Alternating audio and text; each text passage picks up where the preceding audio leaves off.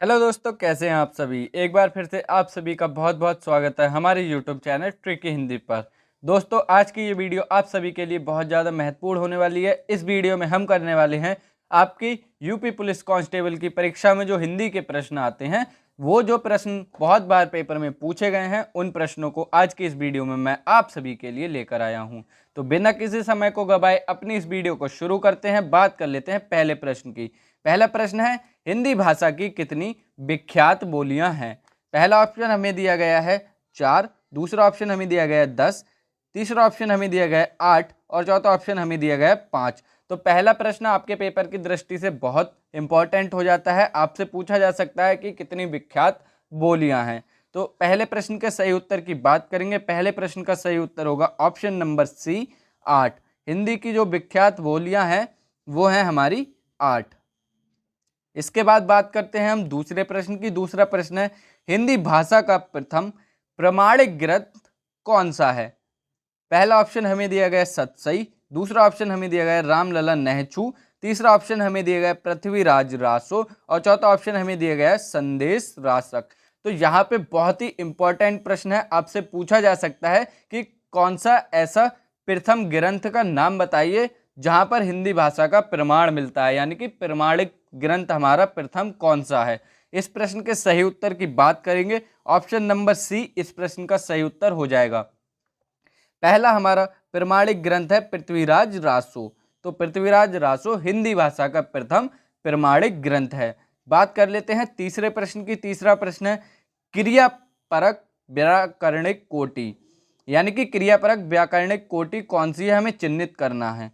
पहला ऑप्शन कारक, दूसरा ऑप्शन लिंग, तीसरा ऑप्शन वचन और चौथा ऑप्शन वाक्य। तो ऐसा कौन सा व्याकरणिक कोटि है क्रिया की, बतानी है हमें। बात करते हैं इस प्रश्न के सही उत्तर की। ऑप्शन नंबर ए, कारक हमारा इस प्रश्न का सही उत्तर हो जाएगा। बात कर लेते हैं हम अगले प्रश्न की। अगला प्रश्न है, चूड़ी अच्छी थी में थी कौन सी क्रिया है। यहाँ पे हमसे क्रिया से रिलेटेड प्रश्न पूछे जा सकते हैं।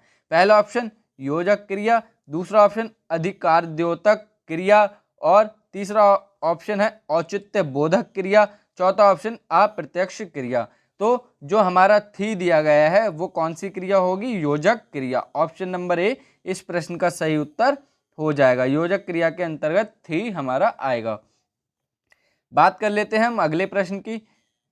दिवसावसान का समय, मेघमय आसमान से उतर रही वह संध्या सुंदर परीसी, धीरे धीरे धीरे, उक्त पद्य में कौन सा अलंकार विद्यमान है, हमसे पूछा गया है। ये प्रश्न अभी आपका जो सीटेट का पेपर हुआ था उसमें भी देखने को मिला है। सीटेट के पेपर में जो अभी हुआ है आपका 7 जुलाई को, उसमें आपको यही प्रश्न देखने को मिला है कि हमें बताना था इस पंक्ति में कौन सा अलंकार है। अगर आप लोगों को यकीन ना हो तो पेपर जाकर आप लोग देख सकते हैं। पहला ऑप्शन हमें दिया है पाश्चात्य अलंकार, दूसरा ऑप्शन श्लेष अलंकार, तीसरा ऑप्शन उपमा अलंकार और चौथा ऑप्शन अतिशयोक्ति अलंकार। तो बात कर लेते हैं हम इस प्रश्न के सही उत्तर की। ऑप्शन नंबर ए इस प्रश्न का सही उत्तर हो जाएगा। पाश्चात्य अलंकार इस पंक्ति में प्रयुक्त किया गया है। बात कर लेते हैं हम अगले प्रश्न की। जुगुप्सा का स्थायी भाव किस रस से संबंधित है। पहला ऑप्शन हमें दिया गया करुण रस, दूसरा ऑप्शन रौद्र रस, तीसरा ऑप्शन बीभत्स रस, चौथा ऑप्शन अद्भुत रस। तो जुगुप्सा जो हमारा होता है उसका स्थायी भाव कौन से रस से संबंधित है। ऑप्शन नंबर सी बीभत्स रस इस प्रश्न का सही उत्तर हो जाएगा। बीभत्स रस के अंतर्गत जुगुप्सा आता है। बात कर लेते हैं हम अगले प्रश्न की। अगला प्रश्न, निम्नलिखित में से कौन सा छंद का प्रकार नहीं है। पहला ऑप्शन दृष्टांत, दूसरा ऑप्शन चौपाई, तीसरा ऑप्शन इंद्रवज्रा और चौथा ऑप्शन घनाक्षरी। तो छंद का प्रकार कौन सा नहीं होगा, वो है हमारा दृष्टांत। दृष्टांत हमारा छंद का प्रकार नहीं होता है। बात कर लेते हैं हम अगले प्रश्न की। अगला प्रश्न हमसे पूछा गया है, पथ भ्रष्ट शब्द में समास कौन सा होगा। पहला ऑप्शन अव्ययी भाव समास, दूसरा ऑप्शन द्वंद्व समास, तीसरा ऑप्शन तत्पुरुष समास और चौथा ऑप्शन कर्मधारय समास। पथ भ्रष्ट यानी कि पथ से भ्रष्ट, इस प्रश्न में हमारा अलंकार होगा तत्पुरुष समास। ऑप्शन नंबर सी इस प्रश्न का सही उत्तर हो जाएगा। अगर आपसे इसका विच्छेद करने को पूछे तो पथ से भ्रष्ट, इस प्रकार भी आप देख सकते हैं इसमें से विभक्ति प्रयुक्त हो रही है और यहाँ पे हमारा तत्पुरुष समास हो जाएगा। बात कर लेते हैं अगले प्रश्न की। अगला प्रश्न है, ब्रजभाषा का विकास किस अपभ्रंश से हुआ है? पहला ऑप्शन सौरसेनी, दूसरा ऑप्शन पैसाची, तीसरा ऑप्शन मागधी और चौथा ऑप्शन अर्धमागधी। तो ब्रजभाषा का विकास कौन से अपभ्रंश से हुआ है? ऑप्शन नंबर ए इस प्रश्न का सही उत्तर हो जाएगा। ब्रजभाषा का विकास आपका सौरसेनी से हुआ है। बहुत ही इंपॉर्टेंट प्रश्न है आपके पेपर की दृष्टि से। बात कर लेते हैं हम अगले प्रश्न की। अगला प्रश्न है, विहंगम दृष्टि का सही अर्थ क्या होता है? पहला ऑप्शन गहरी नजर, दूसरा ऑप्शन तिरछी नजर, तीसरा ऑप्शन मंद नजर और चौथा ऑप्शन सरसरी नजर। तो गहरी नजर, तीखी नजर, मंद नजर या फिर सरसरी नजर, विहंगम दृष्टि का अर्थ हमें बताना है। तो इस प्रश्न का सही उत्तर होगा ऑप्शन नंबर डी, सरसरी नजर। आपसे पूछा जा सकता है पेपर में कि विहंगम दृष्टि, नया प्रश्न आपके पेपर में पूछा जा सकता है। बात कर लेते हैं हम अगले प्रश्न की। काटो तो खून नहीं का सही अर्थ क्या होता है? ये आपसे प्रश्न पूछे जा सकते हैं लोकोक्ति या फिर मुहावरे से संबंधित। पहला ऑप्शन पीड़ा शांत हो जाना, दूसरा ऑप्शन बिल्कुल निर्जीव हो जाना, तीसरा ऑप्शन भय के कारण स्तब्ध हो जाना, चौथा ऑप्शन गुस्सा शांत हो जाना। तो काटो तो खून नहीं का सही अर्थ होता है ऑप्शन नंबर सी, भय के कारण स्तब्ध हो जाना, यानी कि भय के कारण अपने होश खो देना या फिर आश्चर्यचकित हो जाना या चौंक जाना। इस प्रकार से भी आपको देखने को ऑप्शन मिल सकते हैं। बात कर लेते हैं हम अगले प्रश्न की। अगला प्रश्न हमसे पूछा गया है, एक आंख ना भाना का सही अर्थ क्या होगा? हम कहते हैं ना कि वो हमें एक आंख नहीं भाता, तो इसका हमें सही अर्थ बताना है कौन सा होगा। पहला ऑप्शन उपेक्षा करना, दूसरा ऑप्शन विरक्त होना, तीसरा ऑप्शन तटस्थ होना, चौथा ऑप्शन बिल्कुल अच्छा ना लगना। तो एक आंख ना बहाना, इसका सही अर्थ होता है बिल्कुल अच्छा नहीं लगना। वो हमें बिल्कुल भी अच्छा नहीं लगता, इसका अर्थ है वो हमें एक आंख नहीं भाता है। बात करते हैं हम अगले प्रश्न की। हिंदी आकृति की दृष्टि से निम्नलिखित में से किस प्रकार की भाषा है? आपसे पूछा जा सकता है, ये आपके पिछले पेपर्स में भी पूछा गया प्रश्न है। पहला ऑप्शन प्रलिष्ट योगात्मक, दूसरा ऑप्शन अयोगात्मक, तीसरा ऑप्शन श्लिष्ट योगात्मक और चौथा ऑप्शन अश्लिष्ट योगात्मक।